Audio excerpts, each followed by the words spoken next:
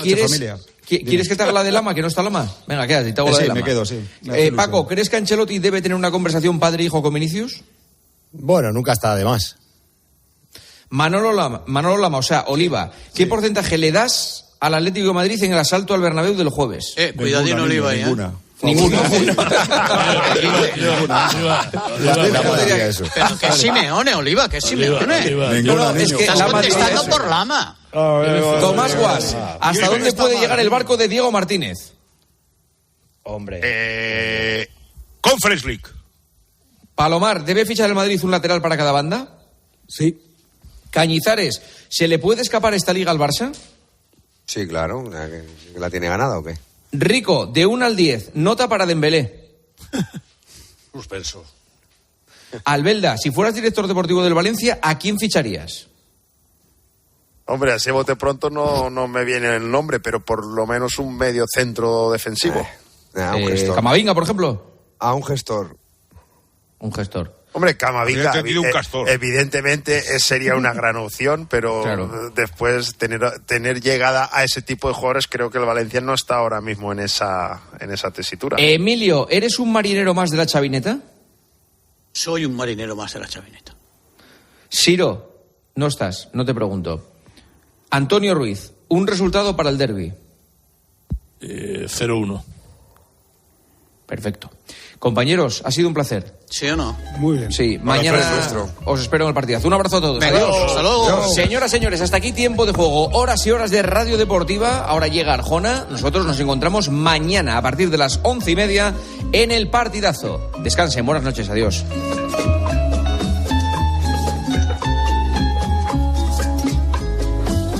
Soy el fuego que arde tu piel. Juanma Castaño. Tiempo de juego. COPE. Estar informado.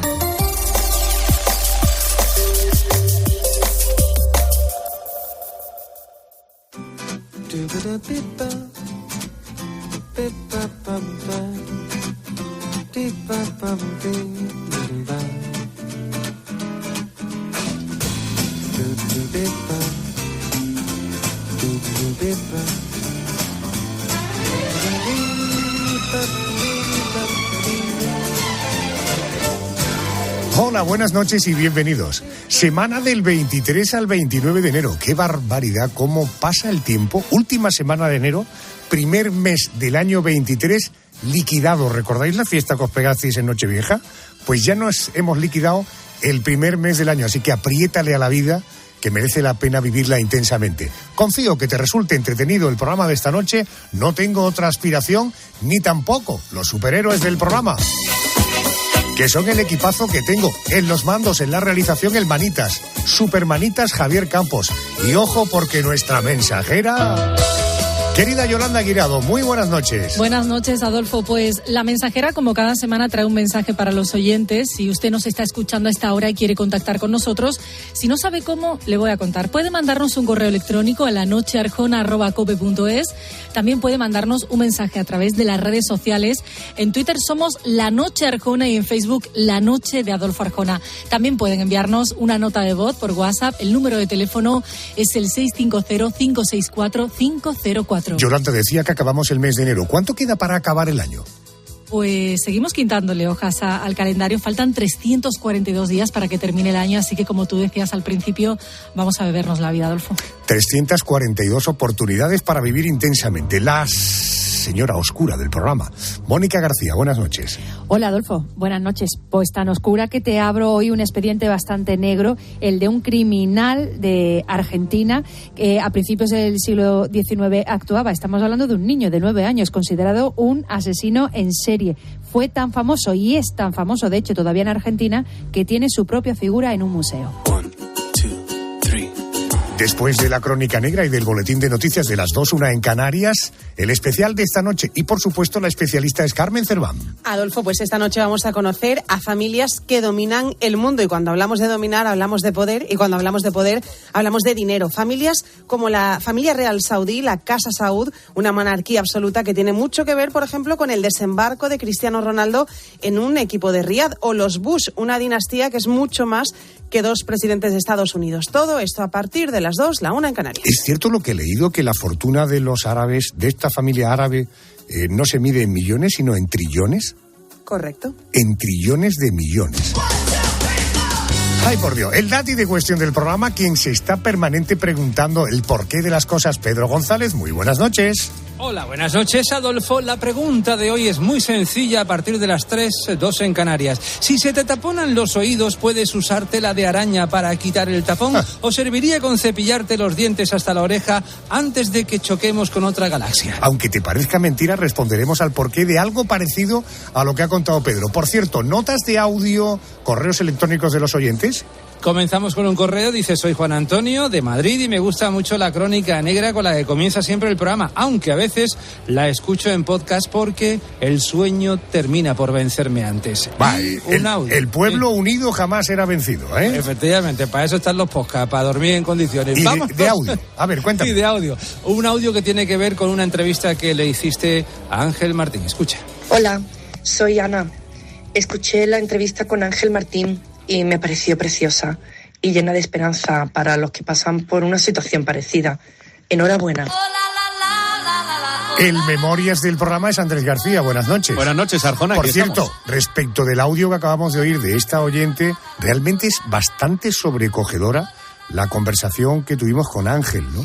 Nos alegramos mucho además de que haya tenido una enorme utilidad ese proceso que ha tenido de sanación. Bueno, hablando de memorias, hace un año ocurrían cosas y la sensación es, ¿ha pasado rápido o lento? Ese sería el ejercicio, Ese ¿no? sería el ejercicio, poco más que añadir, Arjona. Así que estén atentos los oyentes. Cuéntame un caso.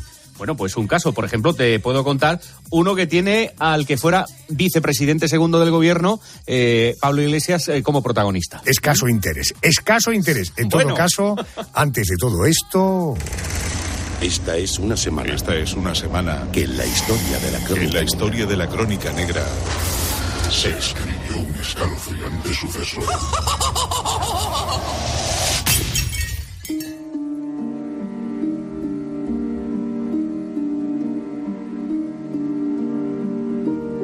De Cayetano Santos Godino. Se decía que era uno de los mayores sociópatas de Argentina. Nacido en 1896, sembró el terror a su alrededor desde que solo era un niño.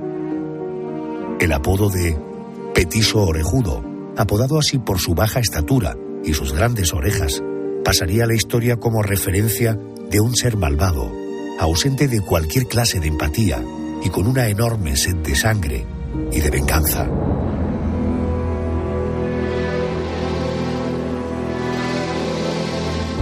Con una infancia difícil, acosado por problemas mentales, enfermo de sífilis, en ese contexto, Cayetano fue creciendo y lo hizo en un ambiente hostil que no le ayudó en nada, sino más bien todo lo contrario. Le empujó al abismo de la delincuencia y del asesinato.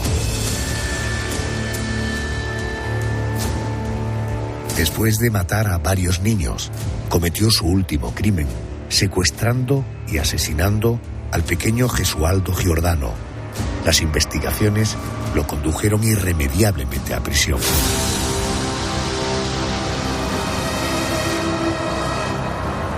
Los informes psiquiátricos determinaron su no rehabilitación, por lo que jamás volvió a pisar la calle. Su muerte es todo un misterio. Mientras la versión oficial habla de un proceso ulceroso gastroduodenal, la teoría paralela asegura que fue apaleado hasta la muerte por el resto de reclusos debido a su carácter violento y por haber matado a la mascota de la prisión, un gato. ¿Nunca te ha dado por estrangular a un hombre? No, los hombres son grandes. Yo no puedo. Pero si lo encuentro dormido, sí. ¿Y qué sientes cuando estrangulas? No sé.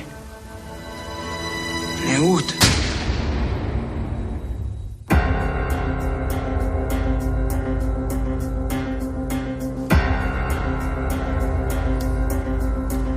Esta noche estamos ante el expediente de un criminal tan popular en Argentina que tiene su propia figura en un museo. Más tarde hablaremos con el director de este centro. Antes vamos a profundizar en el perfil y en el caso de este orejudo, el pequeño orejudo.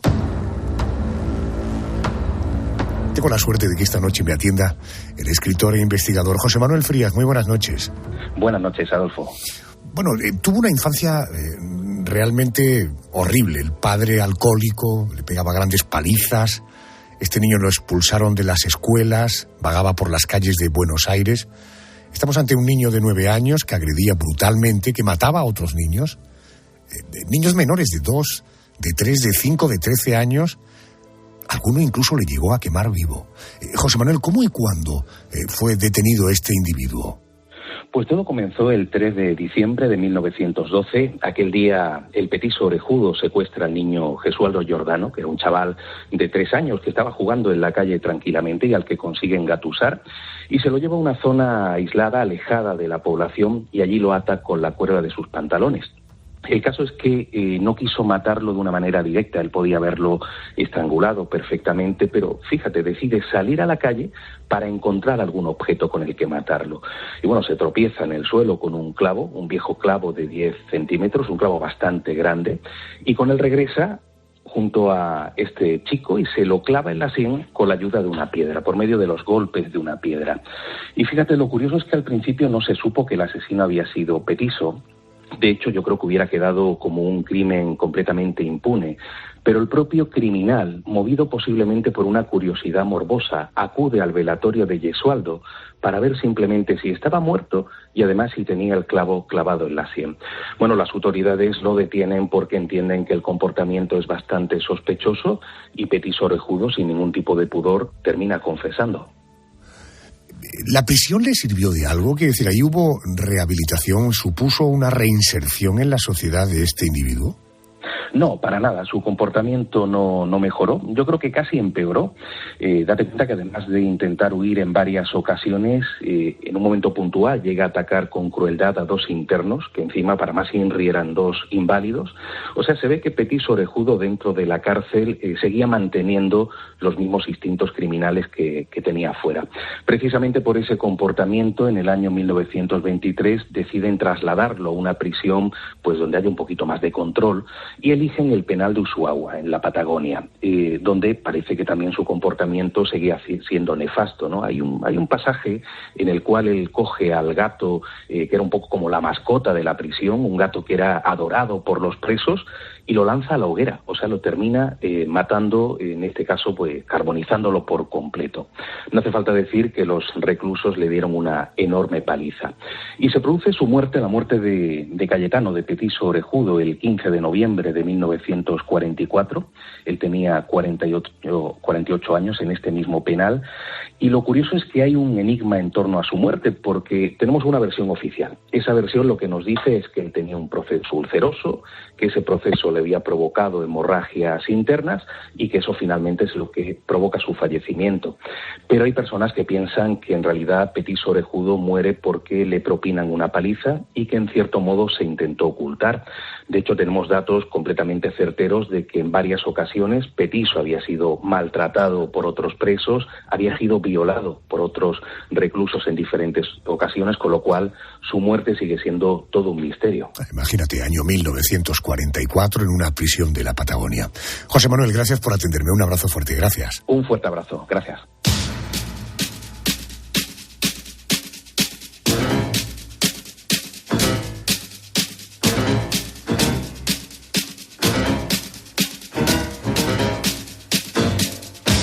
Estamos recordando la historia de este criminal argentino porque se cumple esta semana 111 años de uno de sus crímenes.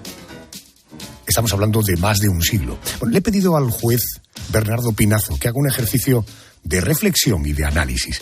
¿Cómo se trataba jurídicamente, juez, a un asesino en serie en la Argentina de principios del siglo XX? ¿Y cómo se trata actualmente en nuestro país a un menor de edad? Hablamos de 9 años de edad de este pequeño que pudiera cometer semejantes atrocidades. Recordemos, mató a 4 niños, cometió 7 intentos de homicidio a menores y quemó 7 edificios. Vamos a oír al juez Pinazo. Señoría, muy buenas noches y bienvenido. Buenas noches, mi admirado Adolfo. A raíz de una apelación de la sentencia del juez penal, la Cámara de Apelaciones en lo criminal resolvió por unanimidad que Santos Godino fuera confinado mientras no hubiera sitios o asilos adecuados en una penitenciaría por tiempo indeterminado, por lo que lo trasladaron a la Penitenciaría Nacional y 10 años más tarde al penal de Tierra de Fuego, donde falleció.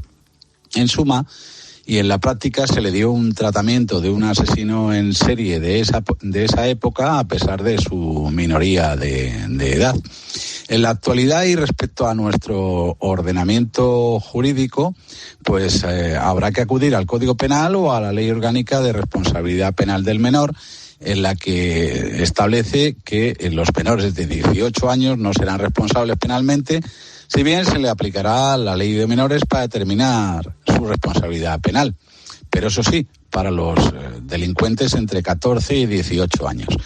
Para un caso de un menor asesino y tras ser enjuiciado en un proceso con todas las garantías, el juez puede acordar medidas de internamiento que suponen una privación de libertad durante un periodo determinado en la sentencia y además en centros especiales homologados por la Administración, desarrollando en ese establecimiento actividades educativas, formativas, laborales, etcétera. En concreto, puede acordarse un internamiento en régimen cerrado, que se limita a los casos graves, igualmente uno en régimen de semiabierto, en los cuales pues el menor realiza parte de las actividades fuera del centro, y el caso de que sea régimen semiabierto, pues puede utilizarse medidas tanto de confinamiento como estar en libertad.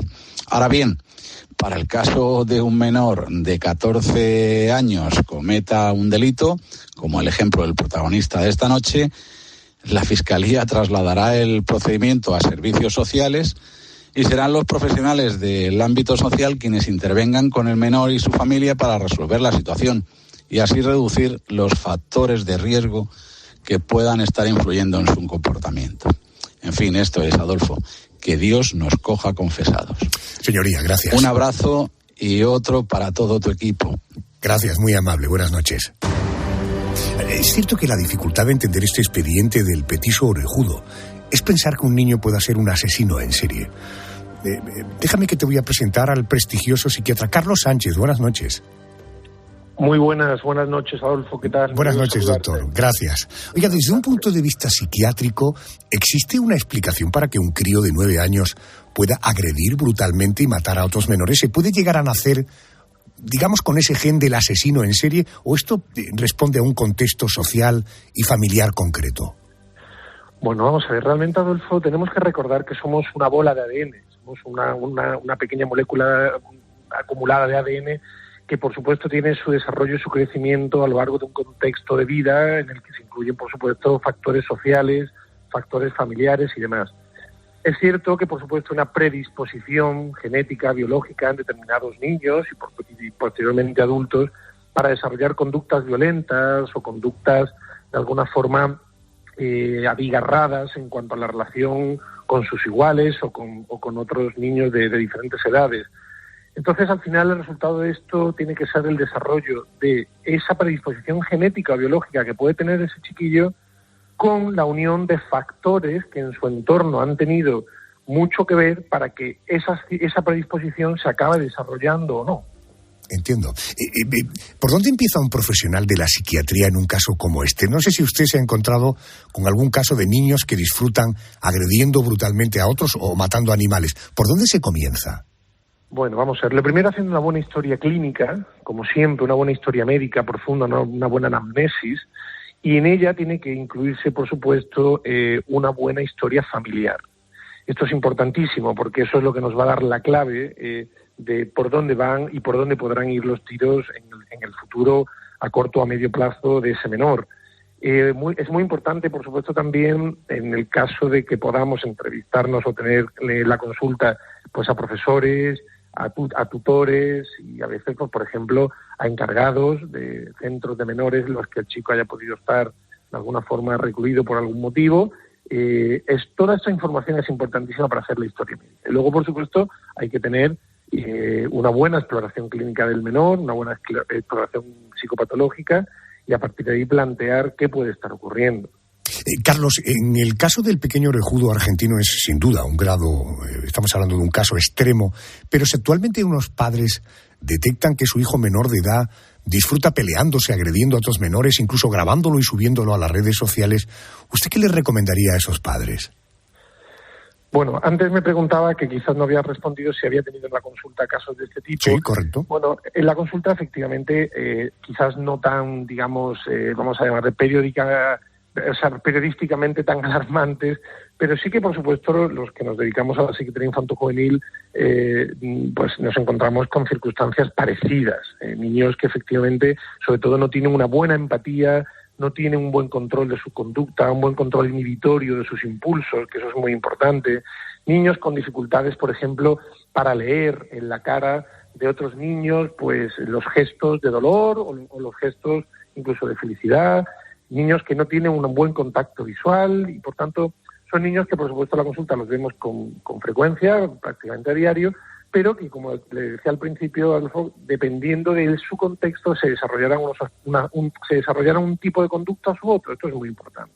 Trabajar con las familias es fundamental, Adolfo. Eso es, ten en cuenta que muchos niños, sobre todo ya en edades todavía tempranas, de 8, 9, 10 años antes de la preadolescencia, no se puede profundizar demasiado con ellos. Se puede explorar, eso sí, se puede sacar información de ellos, pero no se puede tener mucha ascendencia por la parte del profesional, del médico, como en mi caso, sobre su comportamiento. Entonces, hay que trabajar en muchos casos con los padres de primera mano para que, ya que son ellos los que viven y conviven diariamente con él, los que desde ese punto de vista se pueda abordar todo el funcionamiento del niño desde que se levanta hasta que se acuesta. Entiendo. Cuando tu hijo tiene síntomas, una fiebre, recurres al médico, por favor. Ni miedo ni vergüenza a la hora de contactar con un profesional de lo emocional. Eso forma parte, sin duda, también de nuestra salud. Doctor Carlos Sánchez, gracias por atenderme. Buenas noches. Muchísimas gracias, Adolfo. Buenas noches y buena suerte. Un saludo. En la prisión en la que Cayetano Santos Godino, el petiso orejudo, pasó sus últimos años, existe en la actualidad un museo que recuerda aquel pasado truculento. Entre otras figuras se conserva la suya. Quiero saludar al director gerente de este centro, el Museo Marítimo de Usagua, Carlos Pedro Bairón. Muy buenas noches. Buenas noches y muchas gracias por su llamado, acá al fin del mundo. ¿Cómo se recuerda aún en la antigua prisión la figura del petiso orejudo? Se recuerda porque se creó todo un gran mito no, es una realidad en la cual se lleva presente hoy porque mostró un poco diferentes aspectos de la vida social de la Argentina en la época de 1890 y hasta la muerte de Petiso Orejudo, que fue la gran inmigración. Luego pensemos que esta cárcel, que era que había comenzado el lugar en Ushuaia, una colonia penal donde había hombres presos, mujeres presas y menores de edad, pensando en una Australia argentina, digamos, terminó en una cárcel reincidente de todos los presos que no podían ubicar en ningún presidio del norte, digamos, de Buenos Aires, de Santa Fe, y después se fueron haciendo más. Pero eso es debido a la gran inmigración que sobre todo sucedió en 1890 a 1910. ¿Y qué sucedió? Que aparte de venir señores nobles, venían también mucha gente que no era de tanta alcurnia, y bueno, y muchos terminaron presos. Y además, las condiciones de vida en Buenos Aires de ese entonces eran tremendas, eran los famosos conventillos, y bueno, y sucedía de todo. Y entonces el lugar para nacer y para vivir no era lo mejor, ¿no? O sea, no había una excelente educación, digamos. Carlos, una pregunta. ¿Tenéis una imagen tamaño natural del petiso orejudo? Es decir, ¿es fiel al original? ¿No? Exacto. Yo no sé por qué a los chicos les encanta, y fue, digamos, para la justicia argentina, la jurisprudencia argentina, el primer infanticida, digamos, ¿no? Serial de la Argentina, ¿no? Ya. Mataba chicos. Correcto. ¿Qué siente el visitante al enfrentarse a la imagen del que fuera el mayor sociópata de la historia de Argentina? Bueno, si yo tengo que decir lo que siento yo, me da asco. Que lo tuve que poner porque, bueno, es emblemático. Los chicos todos se quieren sacar fotos con él, que es algo insólito. Al haberse dedicado a matar chicos, ¿no? Y bueno, la fama que tiene es tan reconocida que viene de todas partes. Y ¿de dónde está el precursor del juego? ¿Dónde está el precursor del juego? Y bueno, ahí va la foto. Correcto. Don Carlos Pedro Bairo es el director gerente de este centro, el Museo Marítimo de Ushuaia, donde se detiene, entre otros, a criminales y sociópatas como el Petiso Orejudo. Don Carlos, gracias por atenderme. Gracias y buenas noches. Buenas noches y gracias a ustedes por comunicar. El ser humano suele ser maravilloso, pero cuando el mal entra en él, puede bajar hasta lo más profundo del infierno, como es el caso de este niño argentino, el Petiso Orejudo.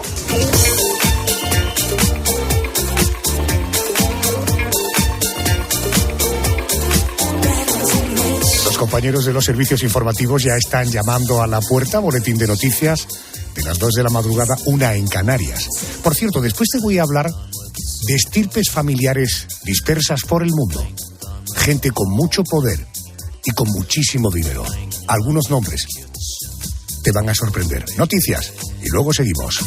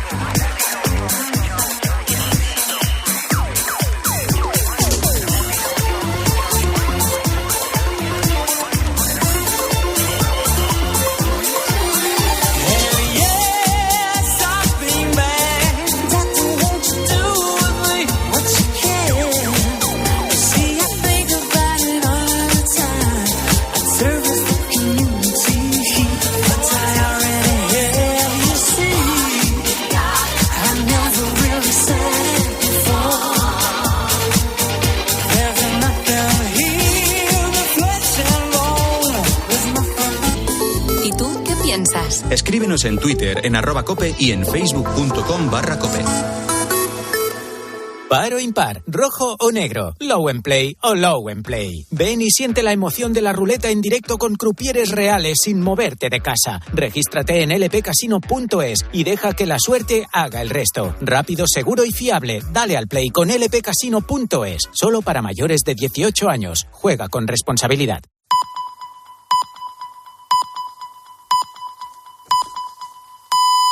Son las 2, la 1.